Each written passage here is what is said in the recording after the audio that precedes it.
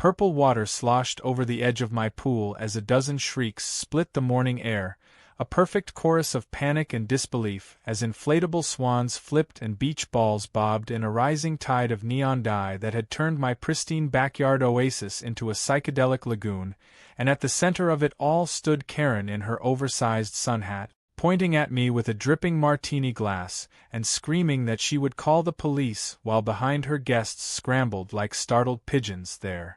White swimsuits now blotched with irreversible violet stains, the DJ frozen mid-beat and the smell of overcooked barbecue curling into the already humid air as I raised my phone high to record every second of the chaos, my other hand still gripping the empty barrel from which the last of the purple dye dripped onto the concrete. 40 minutes earlier I had been asleep, unaware that my Saturday morning would become a battleground for property rights and neighborhood politics, but at dawn the thump of bass had jolted me upright and I had rushed to the window only to see what looked like a resort opening weekend in my backyard, my turquoise pool alive with strangers and HOA decorations as if the entire block had decided my house was theirs. I recognized the mastermind instantly because no one else would dare.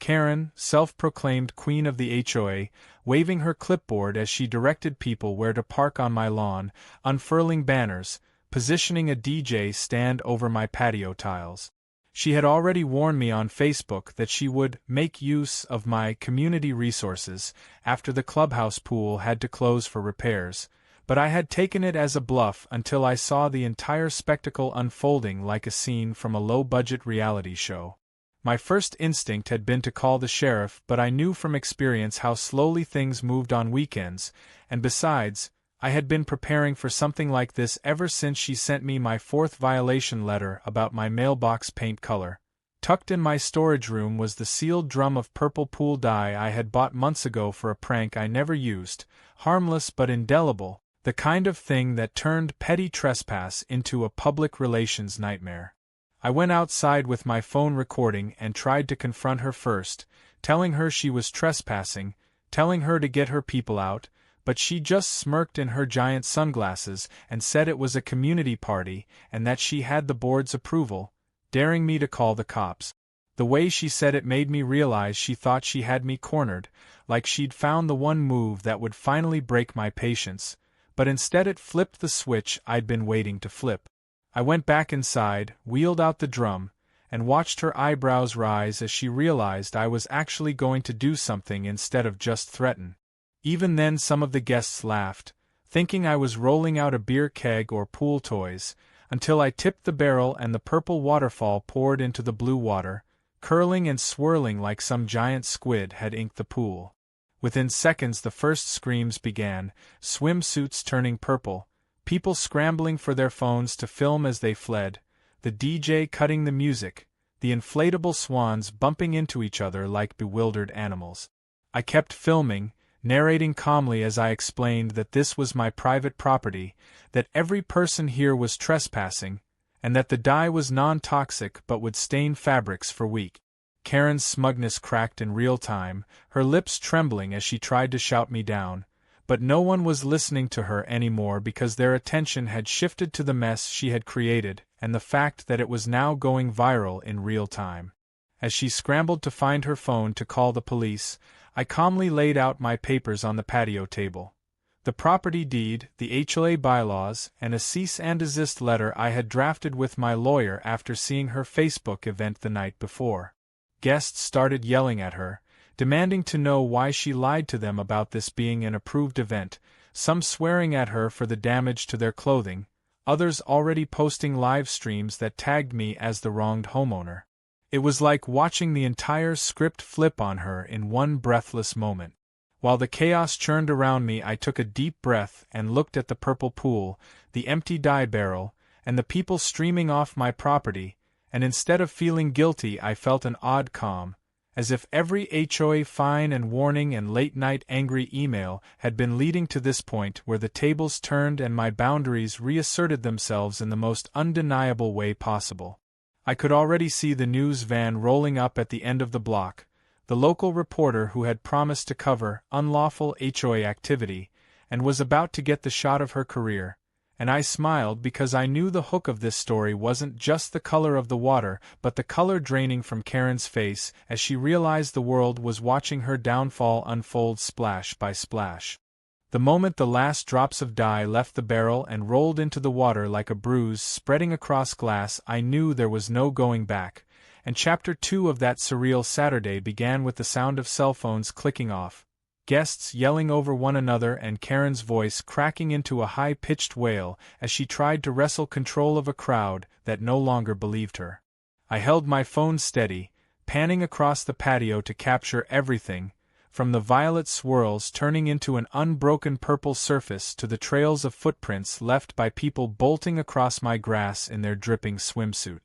Someone tried to pull the plug on the DJ's speakers, but the music blared one more distorted beat before it died, leaving only the echo of splashes and curses. In that sudden silence my voice carried like a courtroom verdict as I read from the cease and desist letter and the property deed, announcing that this was a private residence, that every guest had been trespassing, that every ruined swimsuit and stained towel was evidence for my lawyer. The crowd's mood flipped from party excitement to courtroom panic, and you could almost see the realization hit them that they had been duped into an illegal gathering. Some of them started filming me back, hoping to capture a counter-story, but their eyes kept darting to their phones as the purple dye began to dry on their skin and leave marks like ink. Karen lunged toward me, sputtering about lawsuits and chemical assaults, but before she could grab my papers, two of the angriest guests blocked her path, shouting that she had told them this was an official HOA event and that the pool was communal property.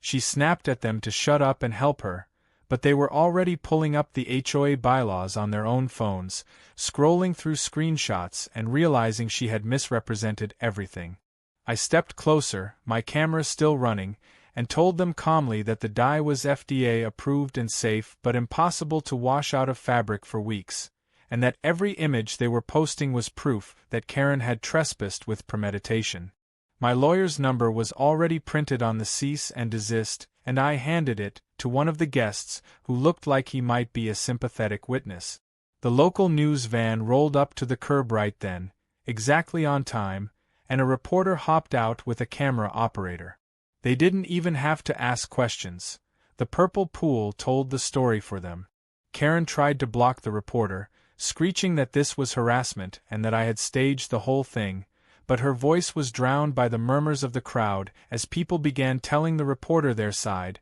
pointing to their ruined swimsuits, their kids crying about the stains on their inflatable toys, their cars parked haphazardly on my lawn. The reporter turned to me and asked on camera what had happened, and I recited, calm and steady, how I had received no notice, how my private pool had been seized for a party without permission, and how I had responded with a legal but unforgettable visual lesson. The camera zoomed in on the purple water behind me, and I could already imagine the headline on the evening news, something about a homeowner fighting back against HOA overreach. In the distance a sheriff's siren wailed faintly, still at least 20 minutes away, and that sound gave everything a cinematic edge, like the law was coming but not fast enough to save Karen's crumbling empire. As the minutes passed, the chaos hardened into factions. Some guests lined up to leave, clutching their stained belongings and muttering about lawyers. Others hovered near the news crew, eager to share their outrage on record. Karen stood alone now, her clipboard discarded, her sun hat sagging under a splash of purple water, trying to call board members who weren't answering. I could see her phone screen as she scrolled frantically, deleting posts from Facebook where she had advertised the party, but screenshots were already circulating. I opened a cooler, cracked a soda, and sat down at my patio table as though nothing out of the ordinary was happening, projecting calm while everything unraveled around her. The news crew moved in closer, filming me against the backdrop of the purple lagoon, while Karen's voice wavered behind me like a ghost of authority that no longer existed. A few of the bolder guests approached me directly, apologizing for trespassing and asking if there was any way to clean the dye out of their clothes. I told them politely that it was permanent, that they should take up their grievances with the person who had misled them, and handed them copies of the cease and desist for their records. I could feel the power dynamics shifting with every exchange, the party transforming into an impromptu press conference, Karen's reputation dissolving like chlorine tablets in water. The sheriff still hadn't arrived, but it no longer mattered because the real damage was already done and the whole thing was being broadcast on social media in real time.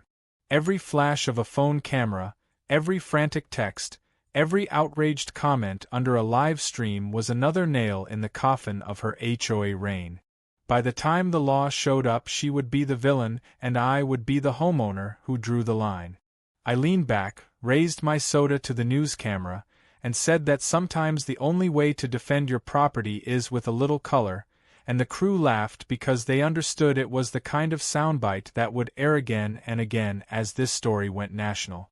By the time the sheriff's cruiser finally rolled up my driveway with its lights flashing faintly in the afternoon sun, the purple water had already gone still, a glassy neon mirror of the chaos that had unfolded, and most of Karen's guests had fled in streaked towels clutching their ruined phones and stained swimsuits, leaving behind only a handful of inflatable toys and the acrid smell of spilled barbecue sauce on my grass. The deputies stepped out with that mixture of curiosity and caution that comes from responding to a call about a neighborhood dispute only to find a scene out of a viral video. I walked toward them slowly with my paperwork in one hand and my phone in the other, still recording, calm and deliberate as I explained that I was the homeowner, that my property had been trespassed, that the dye was non-toxic and legally purchased. Behind me the news crew swung their cameras to capture the meeting, the reporter murmuring notes to her mic as though narrating a documentary about the downfall of an HOA tyrant. Karen rushed forward, her hat gone, her hair streaked purple, waving her arms and shrieking that I had poisoned her guests and destroyed their property, but the deputies looked past her at the deed and the letter I held, scanning the documents and nodding slowly. One of them asked her whether she had permission to host an event here, and she stumbled over her words, trying to claim communal rights while flipping through screenshots on her phone, but the deputy cut her off and said this was a clear case of trespass and that any damages were a civil matter. Karen's face went slack at that, and for the first time all day she had nothing to say. I took the opportunity to show the deputies the security camera footage from earlier, the videos of her posting on social media about the party, the screenshots of HOA bylaws she had ignored. One of the deputies glanced at the purple pool, let out a short laugh, and muttered that he'd seen a lot of disputes but never one like this. They told everyone still on the property to leave immediately or face trespassing citations,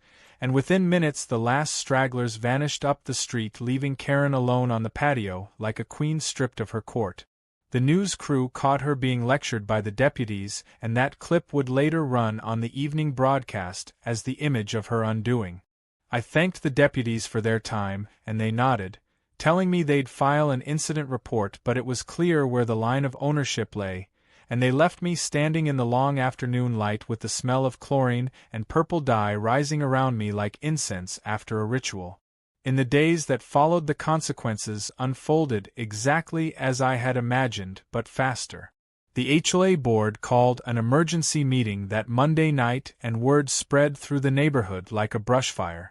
Homeowners furious about their own exposure to liability showed up in droves, demanding answers, waving printouts of the news article and screenshots of Karen's Facebook event. She tried to blame me, claiming I had set a trap,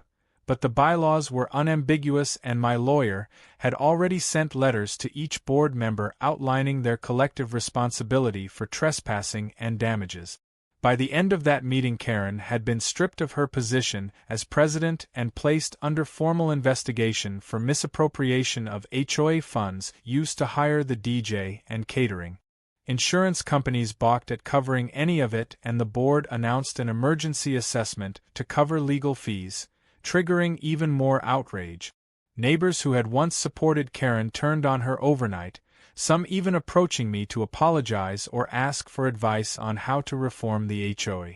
Meanwhile, my videos went viral. Within 48 hours, my footage of the purple pool had been reposted on Twitter, TikTok, and Facebook with millions of views and thousands of comments cheering for the homeowner who fought back. Sponsors reached out offering deals for content about homeowners' rights, and local radio stations invited me to talk about my experience. The news crew returned for a follow-up segment, filming me beside the now drained and scrubbed pool, and I recounted the whole saga with a calm smile while behind me workers refilled the pool with clean turquoise water. Karen had disappeared from public view, rumored to be selling her house quietly to avoid further embarrassment. 1 week later I threw a real party of my own, this time a barbecue with close friends and neighbors who had supported me. The sheriff's deputy who had laughed at the purple pool stopped by off-duty with his family, bringing a tray of ribs, and together we stood at the edge of the restored water talking about how fast reputations can flip. Someone gave me a purple dye-patterned float as a joke, and I climbed onto it, drifting slowly across the pool under the evening sky as cameras clicked again, but this time with smiles instead of outrage. Looking back across my yard at the freshly reseeded grass where cars had once parked, the cleaned patio where the DJ booth had stood, and the glinting turquoise water that had once been neon purple, I felt a deep sense of closure. As the sun went down I raised a glass and thanked everyone for standing by me, telling them that property rights and personal boundaries only matter if you defend them. My friends laughed, the deputy clapped me on the back, and someone shouted that they'd never forget the day the HOA learned the meaning of boundaries in bright purple ink. In that moment the whole ordeal became more than a petty neighborhood dispute. It became a story people would tell about standing up for themselves, about turning humiliation into spectacle, and about how one act of colorful defiance can topple even the most entrenched neighborhood tyrant. I floated on my back watching the sky fade from gold to violet, feeling the tension of the past months dissolve, knowing that Karen's reign was over and that my pool, my home, and my peace had been restored not through anger but through a kind of theatrical justice that no one who witnessed it would ever forget.